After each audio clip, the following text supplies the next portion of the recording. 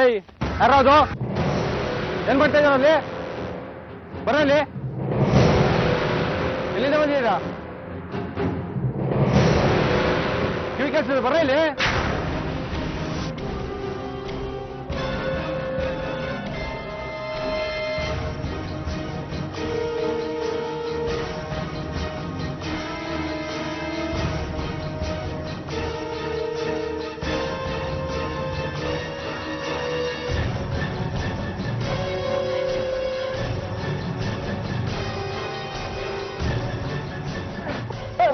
ಬಿಡಿ ಸರ್, ನಾನೇನ್ ಮಾಡಿದೆ ಸರ್? ಏನು ಮಾಡಿಲ್ಲ ಅಂತ ಕಳ್ರ ಸರ್ ಯಾಕೆ ಓಡಾಡ್ತಿದ್ಯಾ? ಸರ್ ಅದು ನಿಮ್ಮನ್ನ ನೋಡಿದ್ವಲ್ಲ ಸರ್, ಅದಕ್ಕೆ ಸರ್. ಹೌದಾ, ಸ್ಟೇಷನ್ ನಡೀರಿ, ಕುಂತ್ ಮಾತಾಡೋಣ. ಸರ್ ಬಿಡಿ ಸರ್, ನಮ್ಮ ಮನೆ ಹೋಗ್ಬೇಕು ಸರ್, ಕೆಲಸ ಮುಗಿಸ್ಕೊಂಡು ಮನೆ ಹೋಗ್ತೀವಿ ಸರ್. ಏನ್ ಮಾಡೋದಪ್ಪ, ನಾವು ಕೆಲ್ಸಕ್ಕೆ ಅಂತ ಮನೆಯಿಂದ ಬಂದಿದೀವಿ. ನಡೀರಿ, ನಮ್ಮ ಇನ್ಸ್ಪೆಕ್ಟರ್ ಕಾಯ್ತಾ ಇದಾರೆ, ನಿಮ್ಮನ್ನ ನೋಡಿದ್ರೆ ತುಂಬಾ ಖುಷಿ ಪಡ್ತಾರೆ. ಬನ್ನಿ ಬನ್ನಿ. ಎಲ್ಲೋ ಭಾರಿ ಬೇಟೆ ಆಡ್ಕೊಂಡ್ ಬಂದಿರೋ ಆಗಿದೆ. ಇಲ್ಲ ಸರ್, ಈ ಚಿನ್ನ ದುಡ್ಡೆಲ್ಲ ನಮ್ದೇ ಸರ್. ಯಾರು ನೀವು? ಸರ್ ನಾವಿಲ್ಲೇ ಚಿನ್ನದ ಅಂಗಡಿ ಕೆಲಸ ಮಾಡ್ತೀವಿ ಸರ್. ಚಿನ್ನ ಖರೀದಿ ಮಾಡಕ್ಕಂತ ಹೋಗಿ ಬರ್ತಿದ್ವಿ ಸರ್. ಹಂಗಾದ್ರೆ ಈ ಬಂಗಾರ ಎಲ್ಲ ನಿಮ್ಮದು? ನಮ್ದೇ ಸರ್, ನಾವು ಕಳ್ತನ ಏನ್ ಮಾಡಿಲ್ಲ. ಸರಿ, ಮತ್ತೆ ಇದನ್ನ ಖರೀದಿ ಮಾಡಿರೋದಕ್ಕೆ ಬಿಲ್ ಇರ್ಬೇಕಲ್ಲ, ತೋರಿಸಿ ಮತ್ತೆ. ಸರ್ ಅದು ಇದಕ್ಕೆಲ್ಲ ಬಿಲ್ ಕೊಡಲ್ಲ ಸರ್, ನಾವು ಹಂಗೆ ತರ್ತೀವಿ. ನಿಮ್ ಜೊತೆಲಿ ಇದ್ದವನು ಇನ್ನೊಬ್ಬ ಓಡೋದ್ನಲ್ಲ, ಅವನ್ಯಾರು? ಸರ್ ಅವ್ನು ನಮ್ಮ ಫ್ರೆಂಡ್ ಸರ್, ನಮ್ಮ ಜೊತೆನೆ ಕೆಲಸ ಮಾಡ್ತಿದ್ದ, ಗಾಬರಿ ಆಗ್ಬಿಟ್ಟು ಓಡೋಗ್ಬಿಟ್ಟ ಸರ್. ಸರಿ, ಇವ್ರಿಬ್ರು ಒಳಗಾಕ್ರಿ, ತಪ್ಸ್ಕೊಂಡೋಗಿರೋ ಸಿಗ್ಲಿ, ಆಮೇಲೆ ನೋಡೋಣ. ಸರ್ ಎಲ್ಲ ಹೇಳಿದ್ವಲ್ಲ ಸರ್, ಬಿಟ್ಬಿಡಿ ಸರ್. ಬಿಡ್ತೀವಿ ಬನ್ನಿ ಬನ್ನಿ sir sir sir sir sir ನಿಮಗೆ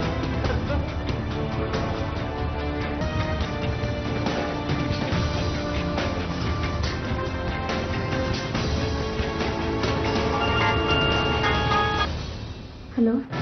ನೀವೇನಾದ್ರೂ ಅನಿಲ ಮನೆಗೆ ಬಂದಿಲ್ಲ ಅಂತ ಪೊಲೀಸ್ ಕಂಪ್ಲೇಂಟ್ ಕೊಟ್ಟಿದ್ರಾ? ಇಲ್ಲ, ಅಂಗಡಿ ಯಜಮಾನ್ರು ಇವ್ರ ಮೇಲೆ ಕಂಪ್ಲೇಂಟ್ ಕೊಡ್ತೀನಿ ಅಂತ ಹೋದ್ರು.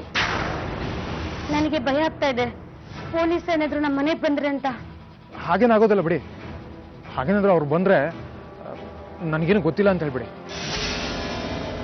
ಆಮೇಲೆ ನಾನು ನಿಮ್ಮ ಜೊತೆ ಫೋನಲ್ಲಿ ಮಾತಾಡಿದ್ದು ಯಾರಿಗೂ ಹೇಳಕ್ ಹೋಗ್ಬಿಡಿ. ಆಯ್ತು.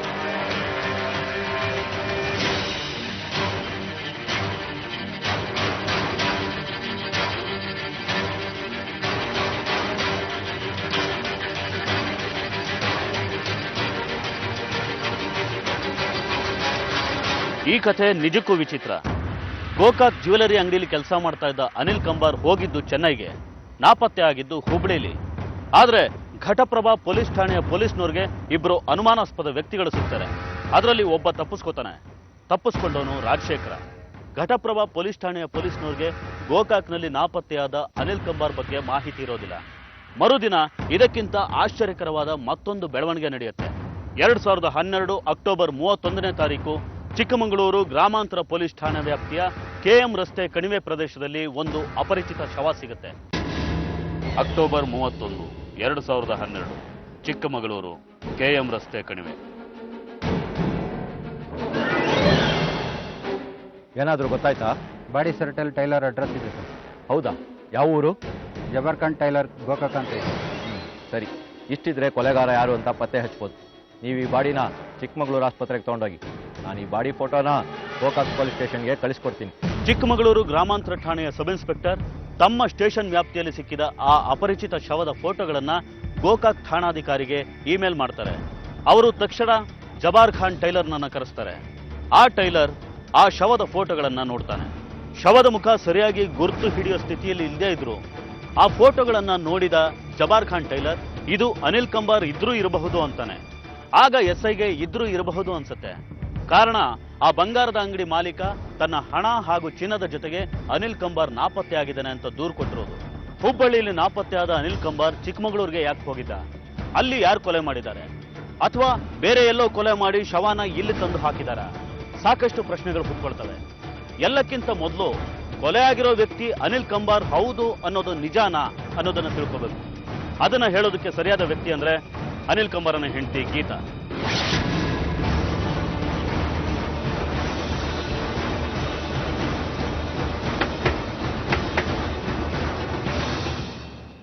ಏನ್ ಸರ್? ಯಜಮಾನ್ರಿದ್ದಾರೆ ಮ್ಯಾಮ್ ಅಲ್ಲಿ? ಇಲ್ಲ ಸರ್, ಅವರು ಬಂಗಾರ ಖರೀದಿ ಮಾಡಕ್ಕೆ ಅಂತ ಚೆನ್ನೈಗೆ ಹೋಗಿದ್ದಾರೆ. ಹೋಗಿ 2-3 ದಿವಸ ಆಗಿರ್ಬೇಕಲ್ಲ? ಹೌದು ಸರ್. ಹುಬ್ಳಿಯಿಂದ ಫೋನ್ ಮಾಡಿದ್ರು, ಬರ್ತಾ ಇದ್ದೀನಿ ಅಂತ, ಆದ್ರೆ ಮನೆಗೆ ಬಂದಿಲ್ಲ ಸರ್. ಸರಿ, ನಿನ್ ಕಂಪ್ಲೇಂಟ್ ಯಾಕಮ್ಮ ಕೊಟ್ಟಿಲ್ಲ? ಅವ್ರು ಈ ತರ ಹೋಗೋದು ಮಾಮೂಲಿ ಸರ್.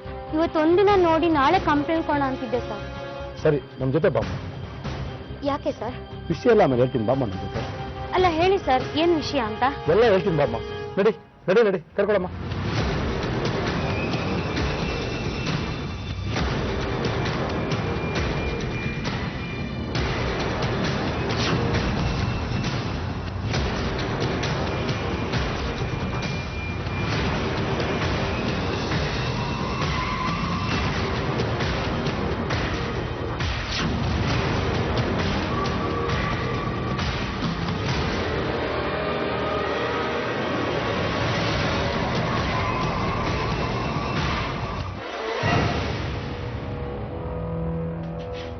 ನೋಡಮ್ಮ, ಇಲ್ಲೊಂದು ಶವ ಇದೆ, ಗುರ್ತಿದ್ಯಾ? ಯಾಕೆ ಸರ್? ಗಾಬರಿ ಸ್ವಲ್ಪ ಅದು ನೋಡಮ್ಮ.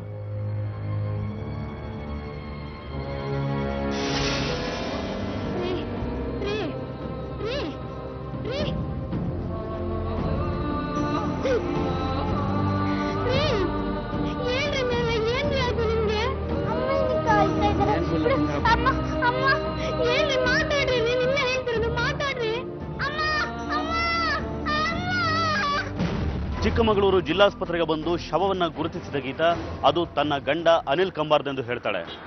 ಪೋಸ್ಟ್ ಮಾರ್ಟಮ್ ಮಾಡಿದ ನಂತರ ಶವವನ್ನ ಗೀತಾಗೆ ಒಪ್ಪಿಸ್ತಾರೆ. ಚೆನ್ನೈಗೆ ಬಂಗಾರದ ಖರೀದಿಗೆ ಹೋಗಿದ್ದ ಅನಿಲ್ ಕಂಬಾರ್ ಕೊನೆಗೂ ಸಿಕ್ಕಿದ್ದು ಶವವಾಗಿ.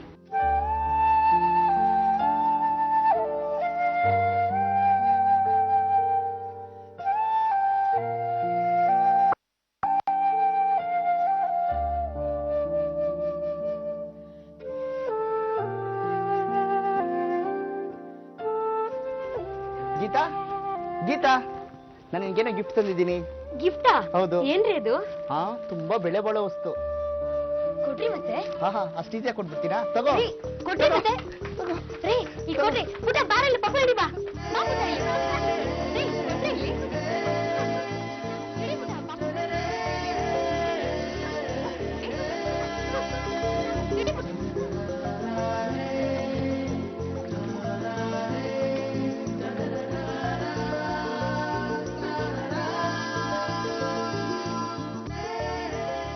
ಅಯ್ಯೋ, ಕೊಡೋದಾದ್ರೆ ಕೊಡ್ರಿ, ಇಲ್ಲಾಂದ್ರೆ ಬಿಡ್ರಿ. ಬಾ, ನೀನ್ ಓದ್ಕೋ. ಅಯ್ಯೋ, ಅಷ್ಟಕ್ಕೆ ಸುಸ್ತಾಗ್ಬಿಟ್ರಾ? ಸರಿ, ಕಣ್ ಮುಚ್ಕೊ ಕೊಡ್ತೀನಿ. ಏನು? ಕಣ್ ಮುಚ್ಕೊ ಕೊಡ್ತೀನಿ. ಕೈ ಇಡಿ.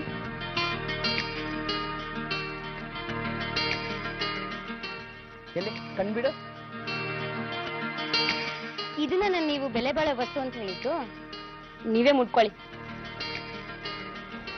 ಇದು ನಾನು ಮುಡ್ಕೊಳಕ್ ತಂದಿರೋದಲ್ಲ ಗೀತಾ, ನೀನು ನಮ್ಮ ಮನೆ ಬೆಳಗೋ ಜ್ಯೋತಿ. ಈ ಹೂ ಥರ ನೀನು ನಗ್ನಗ್ತಾ ಖುಷಿಯಾಗಿರ್ಬೇಕು ಅಂತ ತಂದಿರೋದು.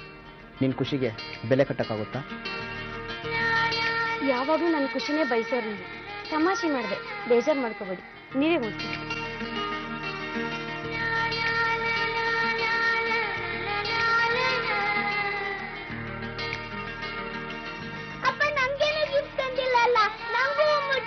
ಅಲ್ಲ ಬಪ್ಪರೆ ಮಗನೇ, ನಿಂಗೂ ಹೂವು ಮುಡ್ಸ್ಬೇಕನ್ನೋ ಹೀರೋ. ಎಲ್ಲಿ ತಿರ್ಗೋ, ಈ ತಿರ್ಗೋ.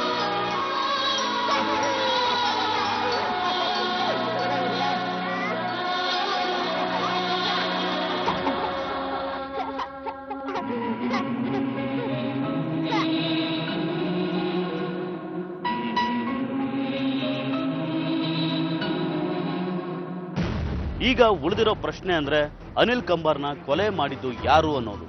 ಘಟಪ್ರಭಾ ಪೊಲೀಸ್ನವ್ರಿಗೆ ಸಿಕ್ಕಿರೋ ಇಬ್ಬರು ಅನುಮಾನಾಸ್ಪದ ವ್ಯಕ್ತಿಗಳಿಗೂ ಅನಿಲ್ ಕಂಬಾರನ ಕೊಲೆಗೂ ಏನಾದರೂ ಸಂಬಂಧ ಇದೆಯಾ ಅನ್ನೋ ಪ್ರಶ್ನೆಗೆ ಉತ್ತರ ಸಿಗಬೇಕಾದ್ರೆ ಅನಿಲ್ ಕಂಬಾರನ ಕೊಲೆ ವಿಷಯ ಘಟಪ್ರಭಾ ಪೊಲೀಸ್ನವ್ರಿಗೆ ತಿಳಿಬೇಕು, ಅಥವಾ ಗೋಕಾಕ್ನ ಠಾಣೆಯ ಅಧಿಕಾರಿಗೆ ಆ ಇಬ್ಬರು ಶಂಕಿತ ವ್ಯಕ್ತಿಗಳ ಬಗ್ಗೆ ಗೊತ್ತಾಗಬೇಕು. ಆದ್ರೆ ಅನಿಲ್ ಕಂಬಾರನ ಮೊಬೈಲ್ ಕಾಲ್ ಡೀಟೇಲ್ಸ್ ನೋಡಿದ ಗೋಕಾಕ್ ಪೊಲೀಸ್ನವ್ರಿಗೆ ಬಂದ ಅನುಮಾನನೇ ಬೇರೆ ಇತ್ತು.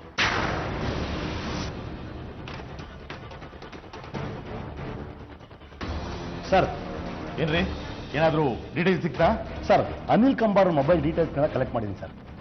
ಅಕ್ಟೋಬರ್ 30ನೇ ತಾರೀಕು ಅವನ ಮೊಬೈಲ್ಗೆ ಹೊರಗಡೆಯಿಂದ 3-4 ಕಾಲ್ಗಳು ಬಂದಿದೆ ಸರ್. ಆ ನಂಬರ್ ಯಾರ್ದು ಅಂತ ಗೊತ್ತಾಯ್ತಾ? ಗೊತ್ತಾಯ್ತು ಸರ್. ಸರ್, ಆ ಸಿಮ್ ಕಾರ್ಡ್ ಬಂದು ರಾಜಶೇಖರ್ ಅನ್ನೋ ಹೆಸರಿದೆ.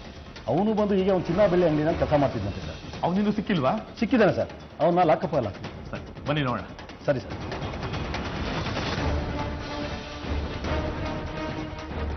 ಏನಾದ್ರು ಬಾಯ್ಬಿಟ್ನಾ? ಏನು ಗೊತ್ತಿಲ್ಲ ಅಂತ ಹೇಳ್ತೀರ ಸರ್. ಕೊಲೆ ಮಾಡೋ ನನ್ನ ಮಕ್ಕಳೆಲ್ಲ ಹಿಂಗೆ ಹೇಳೋದು. ನಾನು ಯಾರು ಅಂತ ಗೊತ್ತಿಲ್ಲ ನಿನಗೆ ಮಗನೇ. ನಿಜ ಹೇಳಿದ್ರು ಸರಿ. ಅನಿಲ್ ಕುಮಾರ್ನ ಯಾಕೆ ಕೊಲೆ ಮಾಡಿದೆ? ಸರ್ ನಾನು ಕೊಲೆನೇ ಮಾಡಿಲ್ಲ ಅಂದಮೇಲೆ ನಾನು ಏನಂತ ಹೇಳಿ ಸರ್? ಸರ್ ನಿಜವಾಗ್ಲೂ ಅವ್ನು ನಂಗೆ ಒಳ್ಳೆ ಫ್ರೆಂಡು ಸರ್. ಏನು ಸೊದ್ಬಿಡ್ತೀನಿ. ಹುಬ್ಳಿಲಿದ್ದಾಗ ಯಾಕೆ ಫೋನ್ ಮಾಡಿದೆ? ಸರ್ ಫೋನ್ ಮಾಡಿದ್ ನಿಜ ಸರ್, ಆದ್ರೆ ಅವನ್ನ ಮೀಟ್ ಮಾಡಕ್ಕಂತ ಫೋನ್ ಮಾಡಿದ್ವಿ ಸರ್. ಆಮೇಲೆ ಊಟ ಮಾಡಿದ್ಮೇಲೆ ಅವ್ನು ಹೊರಟೋದ ಸರ್ ಅವ್ನ ಪಾಡಿಗೆ. ಅಷ್ಟೇ ಸರ್ ನಂಗೆ ಗೊತ್ತಿರೋದು. ಆಮೇಲೆ ಏನಾಯ್ತು ಅಂತ ಗೊತ್ತಿಲ್ಲ ಸರ್. ನಿಜ ಹೇಳ್ತಾ ಇದ್ದೇನೋ? ಸರ್ ದೇವರಾಣೆಗೂ ಸತ್ಯ ಸರ್, ನಂಗೆ ಏನಾಯ್ತು ಅಂತ ಗೊತ್ತಿಲ್ಲ ಸರ್.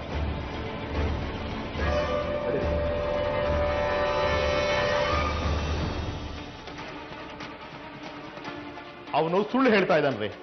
ಸುಲಭವಾಗಿ ಬಾಯ್ಬಿಡ್ತಿಲ್ಲ. ಬೇರೆ ಏನಾದ್ರೂ ಸಾಕ್ಷಿ ಇದೆಯಾ ಅಂತ ನೋಡ್ಬೇಕು. ಸರ್ ನನ್ನ ಹತ್ರ ಇನ್ನೊಂದು ಇನ್ಫಾರ್ಮೇಶನ್ ಇದೆ ಸರ್. ಅನಿಲ ಸಾಯೋ ದಿವಸ ರಾಜಶೇಖರ್ ಮೊಬೈಲ್ನಿಂದ ಅನಿಲನಿಗೆ 3-4 ಸರಿ ಫೋನ್ ಮಾಡಿದ್ದಾನೆ ಸರ್. ಹಾಗೆ ಅವನ ನಿಂತಿಗೂ 2-3 ಸರಿ ಫೋನ್ ಮಾಡಿದ್ದಾನೆ ಸರ್. ರಾಜಶೇಖರ್ ಬಂದು ಅನಿಲ್ ನಿಂತು ಗೀತಿನ ಜೊತೆ ಏನೋ ಮಾತಾಡಿರ್ಬೇಕು ಅನ್ಸುತ್ತೆ ಸರ್.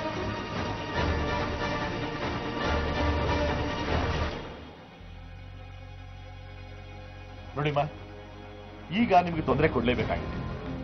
ನಿಮ್ಮ ಯಜಮಾನ್ರನ್ನ ಕೊಲೆ ಮಾಡಿದವ್ರು ಯಾರು ಅಂತ ಕಂಡುಹಿಡಿಬೇಕು ಅಂದ್ರೆ ಈಗ ನೀವು ಮಾತಾಡ್ಲೇಬೇಕು. ಏನ್ ಮಾತಾಡೋದು ಸರ್? ಸತ್ ನಮ್ಮ ಯಜಮಾನ್ರು ಮತ್ತೆ ಬರ್ತಾರಾ? ನೋಡಮ್ಮ, ಸತ್ತಿರೋರು ಯಾರು ಬದುಕು ಬರಲ್ಲ. ಆದ್ರೆ ಕೊಲೆ ಮಾಡಿದಿರಲ್ಲ ಅವರು ಮತ್ತೆ ಬೇರೆ ಯಾರನ್ನು ಕೊಲೆ ಮಾಡಬಾರ್ದು. ಸರಿ, ಈಗ ನಾನು ಏನ್ ಹೇಳ್ಬೇಕು ಸರ್? ನಿಮಗೆ ರಾಜಶೇಖರ್ ಗೊತ್ತಾ? ಗೊತ್ತು. ಅವನ ಮೇಲೆ ನಮಗೆ ಸಂಶಯ ಬಂದಿದೆ. ಅವನ್ನ ಅರೆಸ್ಟ್ ಮಾಡಿದ್ದೀವಿ. ರಾಜಶೇಖರ್ನ ಅರೆಸ್ಟ್ ಮಾಡಿದೀರಾ? ಹೌದು. ಅವನು ಕೊಲೆ ಮಾಡಿರೋದ್ನ ಒಪ್ಕೊಂಡ? ರಾಜಶೇಖರ್ನ ಅರೆಸ್ಟ್ ಮಾಡಿದೀರಾ? ಹೌದು. ಅವನು ಕೊಲೆ ಮಾಡಿರೋದ್ನ ಒಪ್ಕೊಂಡ? ಅವನ್ನೆಲ್ಲಮ್ಮ ಒಪ್ಕೊಂತಾನೆ. ನಿಮ್ಮ ಯಜಮಾನ್ರು ಸಾಯೋದಕ್ಕೆ ಮುಂಚೆ ನಿಮ್ಗೆ ಫೋನ್ ಮಾಡಿದ್ನಾ? ಹೌದು. ಯಾಕೆ? ಅವ್ನ ಯಾಕೆ ಫೋನ್ ಮಾಡಿದೆ ನಿಮ್ಗೆ? ರಾಜಶೇಖರು ನಮ್ಮ ಯಜಮಾನ್ರು ಸ್ನೇಹಿತರು ಸರ್. ಅವಾಗ ಮನೆಗೆ ಬಂದು ಹೋಗ್ತಾ ಇದ್ರು. ನಮ್ಮ ಯಜಮಾನ್ರು ಚೆನ್ನೈಗೆ ಹೋದಾಗ ಅವ್ರು ನಂಗೆ ಕಾಲ್ ಮಾಡಿದ್ರು ಸರ್. ಸರಿ, ಬರಲ್ಲ.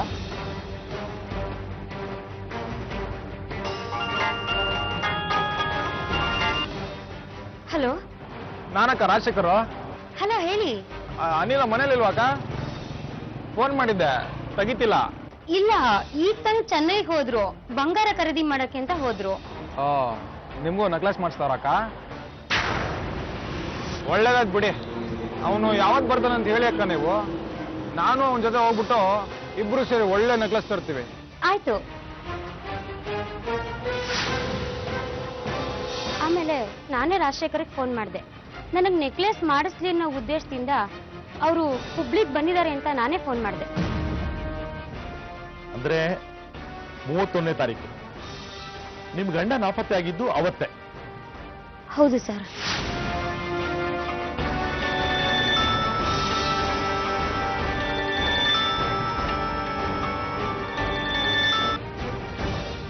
ಹಲೋ. ಹಲೋ, ನಾನ್ ಗೀತಾ. ಹೇಳಿಕ್ಕ, ಅನಿಲ್ ಹೊರಟ್ನಾ? ಇವರು ಹುಬ್ಳಿಲೇ ಇದ್ದಾರಂತೆ. ಓ, ಹುಬ್ಳಿಲಿದಾನಾ? ಸ್ವಲ್ಪ ನೆಕ್ಲೆಸ್ ವಿಚಾರ ಹೇಳಿ ಅವ್ರಿಗೆ. ಸರಿ ಬಿಡಿ ಅಕ್ಕ, ನನ್ನ ಜೊತೆ ಮಾತಾಡ್ತೀನಿ. ಈ ಸರಿ ನಿಮ್ಗೊಂದು ಒಳ್ಳೆ ನೆಕ್ಲೆಸ್ ಕೊಡ್ಸೋವರೆಗೂ ನಾನು ಬಿಡಲ್ಲಕ್ಕ. ಸರಿ, ಥ್ಯಾಂಕ್ಸ್. ಸರಿ ಅಕ್ಕ, ಆಯ್ತಕ್ಕ. ಅವನು ನನ್ನ ತುಂಬಾ ನಂಬಿದ್ದೆ ಸರ್.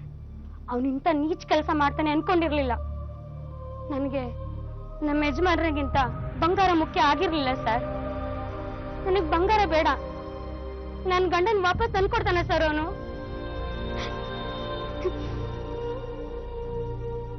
ನೋಡಿಮ್ಮ, ಸಮಾಧಾನ ಮಾಡ್ಕೊಳ್ಳಿ. ಯಾವ ಕಾನೂನಿಗೂ ಸತ್ತೋರ್ನ ವಾಪಸ್ ಕರ್ಕೊಂಬರೋ ಶಕ್ತಿ ಇಲ್ಲ. ಆದ್ರೆ ಸತ್ತೋರ ಆತ್ಮಕ್ಕೆ ಶಾಂತಿ ದೊರಕಿಸ್ಕೊಡ್ಬೋದು. ನಿಮ್ಮ ಯಜಮಾನ್ರ ಕೊಂದವ್ರಿಗೆ ತಕ್ಕ ಶಿಕ್ಷೆ ಆಗತ್ತೆ.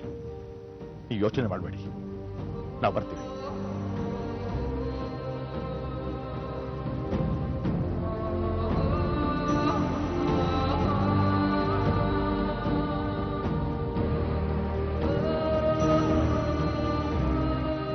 ಅನಿಲ್ ಕಂಬಾರನ ಕೊಲೆಗೆ ರಾಜಶೇಖರನೇ ಕಾರಣ ಅನ್ನೋ ಅನುಮಾನ ಮತ್ತಷ್ಟು ಬಲವಾಗುತ್ತೆ. ಅವನಿಗೆ ಅನಿಲ್ ಕಂಬಾರ್ ಕೇಜಿಗಟ್ಟಲೆ ಚಿನ್ನದ ಗಟ್ಟಿಗಳನ್ನ ಖರೀದಿ ಮಾಡ್ಕೊಂಡು ಬರ್ತಾನೆ ಅನ್ನೋದು ಗೊತ್ತಿತ್ತು.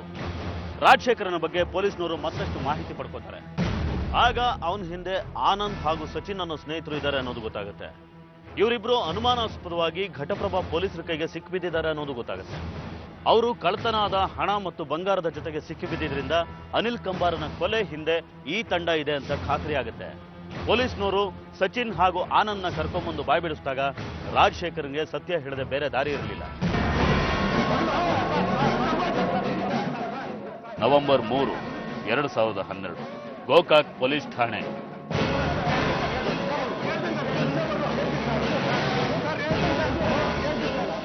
ಸರ್, ಅನಿಲ್ ಕೊಲೆ ಮಾಡಿದ್ದು ನಾವೇ ಸರ್. ಅದು ಗೊತ್ತು. ನಮ್ಮನ್ನೇನು ಕೆಲ್ಸಕ್ಕೆ ಬಾರ್ದವ್ರು ಅನ್ಕೊಂಡಿದ್ಯಾ? ಹೆಂಗ್ ಮಾಡಿದ್ರಿ, ಏನೇನ್ ಮಾಡಿದ್ರಿ ಅದನ್ನ ಬಗಳು. ಅವತ್ತು ಅನಿಲ ಹುಬ್ಳಿಗೆ ಬಂದಂತ ಗೊತ್ತಾಯ್ತು ಸರ್. ಆಮೇಲೆ ನಾವು ಅವನ್ ಫೋನ್ ಮಾಡಿದ್ವಿ ಸರ್.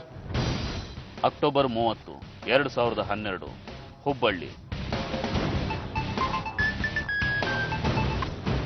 ಹಲೋ ಹಲೋ, ಎಲ್ಲಿದ್ಯೋ? ಏನೋ ಹುಬ್ಳಿಲಿದ್ದೀನೋ, ಏನೋ ಸಮಾಚಾರ? ಓ ಹೌದಾ, ನಾವು ಹುಬ್ಳಿಲೇ ಇದೀವೋ. ನನ್ನ ಜೊತೆ ಆನಂದ ಸಚಿನ ಇಬ್ರು ಇದ್ದಾರೆ. ಎಲ್ಲಿದೆ ಹೇಳು, ಮತ್ತೆ ಊಟ ಮಾಡೋಣ ಜೊತೆಗೆ. ಓ ಹೌದಾ, ಹಾಗಾದ್ರೆ ನಾನು ಇಲ್ಲೇ ಹುಬ್ಳಿ ಬಸ್ ಸ್ಟ್ಯಾಂಡ್ ಹತ್ರ ಒಂದು ATM ಇದೆ, ಅಲ್ಲಿದ್ದೀನಿ, ಬಂದ್ಬಿಡಿ. ಹೌದಾ, ಸರಿ, ಒಂದು 10 ನಿಮಿಷ ಅಲ್ಲೇರೋ, ಬಂದ್ಬಿಡ್ತೀವಿ. ಹಾ ಸರಿ, ಓಕೆ.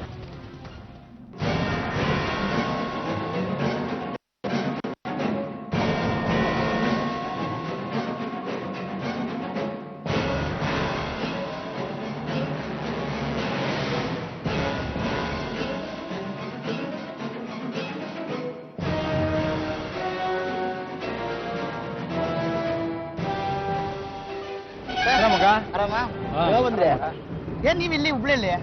ಹಿಂಗೆ ಸ್ವಲ್ಪ ಕೆಲಸ ಆಯ್ತು ಮಗ. ಯಾರ್ದು ಕಾರು? ಅದೇ ಹೇಳ್ದಲ್ಲ ಕೆಲಸ ಅಂತ, ಹಂಗೆ ಇಸ್ಕೊಂಬಂದೆ ಕಾರ್ನ. ನಡಿ ಮತ್ತೆ ಊಟ ಮಾಡ್ಕೊಂಡು ಹೊರಡೋಣ ಊರಿಗೆ. ಇಲ್ಲ ಕಣೋ, ನಮ್ಮ ಬಸ್ಸಲ್ಲಿ ಹೊರಟ್ಬಿಡ್ತೀನಿ. ಬಸ್ಸಲ್ಲಿ ಹೋಗ್ತೀಯಾ? ನಾವೇನು ದುಶ್ಮನ್ಗಳ ಥರ ಕಾಣಿಸ್ತೀವಿ ನಿಂಗೆ? ಹಂಗಲ್ಲ. ಅದ್ರಲ್ಲಿ ಬೇರೆ ನನ್ನ ಜೊತೆ ಮಾಲಿದೆ. ಬಸ್ಸಲ್ಲಿ ಹೋಗೋದಕ್ಕಿಂತ ನಮ್ಮ ಜೊತೆ ಬರೋದೇ ಸೇಫು. ಹಂಗಂತೀಯ? ಹ್ಞೂ ಮತ್ತೆ ಫ್ರೆಂಡ್ ಬೇರೆ ಸಿಕ್ಕಿದ್ಯಾ, ಅರ್ಧದಲ್ಲಿ ಬಿಟ್ಟು ಹೋಗಕ್ಕಾಗತ್ತಾ? 10 ಗಾಡಿನ.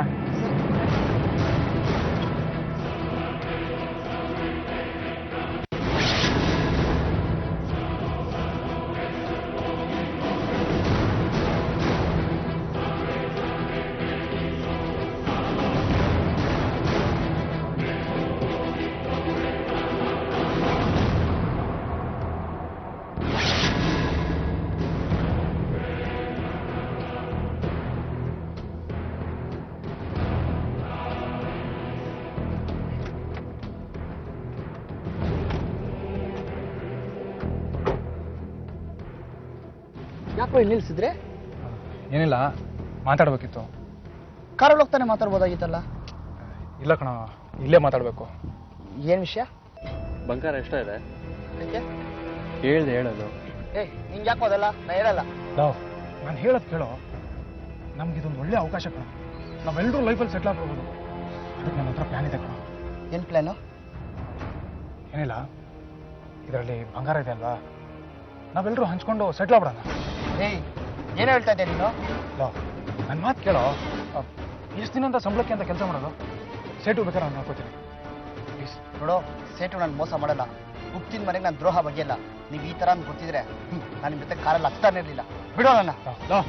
ಹೇಳೋಕ್ಕೆ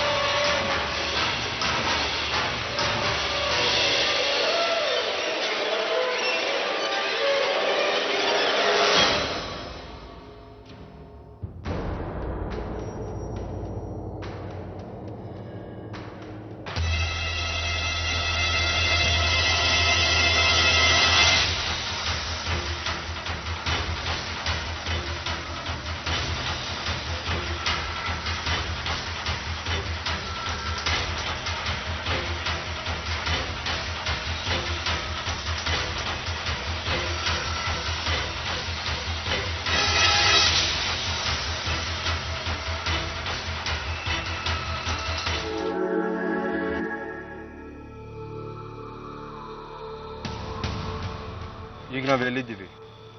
ಚಿಕ್ಕಮಂಗ್ಳೂರು. ಇಲ್ಲೆಲ್ಲರೂ ಎತ್ಬಿಡೋಗೋಣ, ಯಾರಿಗೂ ಗೊತ್ತಾಗಲ್ಲ.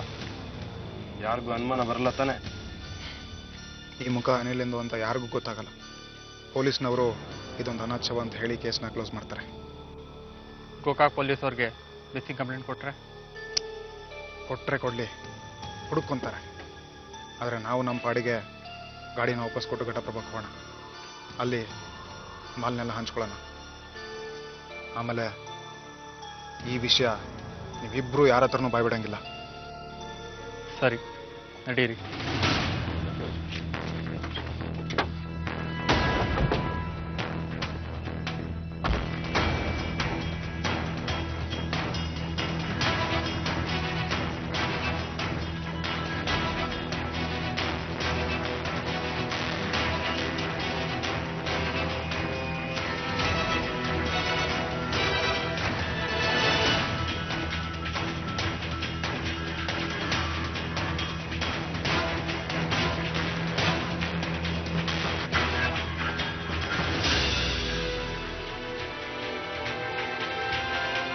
ಇಷ್ಟೇ ಸರ್ ನಡೆದಿದ್ದು.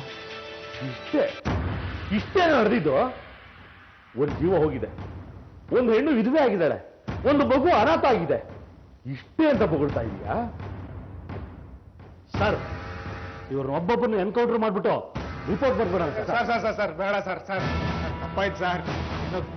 ದುರಾಸೆಲಿ ಹಿಂಗೆ ಮಾಡ್ಬಿಟ್ವಿ ಸರ್. ತಪ್ಪಾಯ್ತು ಸರ್. ಇನ್ನೊಂದ್ಸರಿ ಹಿಂಗೆ ಮಾಡಲ್ಲ ಸರ್. ತಪ್ಪಾಯ್ತು ಅಂದ್ರೆ ಹೋದ್ ಜೀವ ಬರುತ್ತೇನೋ? ನಿಮಗೆ ಶಿಕ್ಷೆ ತಪ್ಪಿದ್ದಲ್ಲ, ಮಾಡಿದಿನ ಅನುಭವಿಸ್ಲೇಬೇಕು. ಉಳಿದಿರೋ ಚಿನ್ನ ಎಲ್ಲಿಟ್ಟಿದ್ಯಾ? ಹೋಗ್ಲೋ. ಸರ್ ಹೇಳ್ತೀನಿ ಸರ್. ನನ್ನ ಪಾಲಿಗೆ ಬಂದಿದ್ದು ಎಲ್ಲ ಒಂದ್ ಕಡೆ ಬಚ್ಚಿಟ್ಟಿದ್ದೀನಿ ಸರ್.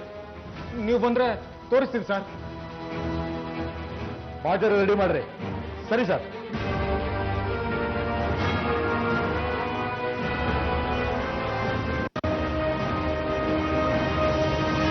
ಎಂಥ ವಿಚಿತ್ರ ನೋಡಿ. ಸ್ನೇಹಿತರೆ ಸ್ನೇಹಿತನ ಕೊಲೆ ಮಾಡ್ತಾರೆ ಅಂದ್ರೆ ಹಣ ಹಾಗೂ ಚಿನ್ನದ ಪ್ರಾಮುಖ್ಯತೆ ಏನು ಅನ್ನೋದು ಅರ್ಥ ಆಗ್ಬೋದು. ದುರಂತ ಅಂದ್ರೆ ಕಾಗದದ ನೋಟು ಹಾಗೂ ಒಂದು ಲೋಹಕ್ಕೆ ಇಷ್ಟೊಂದು ಬೆಲೆ ಕೊಟ್ಟವರು ನಾವೇ. ಎಲ್ಲರೂ ಚಿನ್ನದ ಅಂಗಡಿಯಲ್ಲಿ ಕೆಲಸ ಮಾಡೋರೆ. ಅವರೆಲ್ಲರಿಗೂ ಅನಿಲ್ನ ವ್ಯವಹಾರಗಳೆಲ್ಲ ಗೊತ್ತಿತ್ತು. ಗೋಕಾಕಿಂದ ಹೊರಟ ಆರೋಪಿಗಳು ಹುಬ್ಬಳ್ಳಿಲಿ ಅನಿಲ್ನ ಕರ್ಕೊಂಡು ಹುಬ್ಬಳ್ಳಿ ಧಾರವಾಡ ಮಧ್ಯದಲ್ಲಿ ಸಿಗೋ ಒಂದು ಡಾಬಾದಲ್ಲಿ ಎಲ್ಲರೂ ಊಟ ಮಾಡಿದ್ದಾರೆ. ಅದೇ ಅನಿಲ್ ಕಂಬಾರ್ನ ಜೀವನದ ಕೊನೆಯ ಊಟ.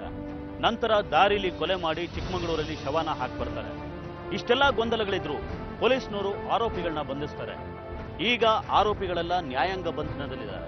ಅವರಿಂದ ಹಣ ಹಾಗೂ ಚಿನ್ನದ ಗಟ್ಟಿಗಳನ್ನ ಪೊಲೀಸ್ನವರು ವಶಪಡಿಸಿಕೊಂಡಿದ್ದಾರೆ. ಅಪರಾಧ ಮಾಡಿ ತಪ್ಪಿಸ್ಕೋಬಹುದು ಅನ್ನೋ ಭ್ರಮೆ ಇಟ್ಕೊಂಡಿದ್ರೆ ಅದು ಸುಳ್ಳು ಅಂತ ಮತ್ತೊಮ್ಮೆ ಸಾಬೀತಾಯ್ತು. ಇಲ್ಲಿ ಆರೋಪಿಗಳು ಸಿಕ್ಕಿಬಿದ್ದಿದ್ದಾರೆ. ಅವ್ರಿಗೆ ಸೂಕ್ತ ಶಿಕ್ಷೆನೂ ಆಗುತ್ತೆ.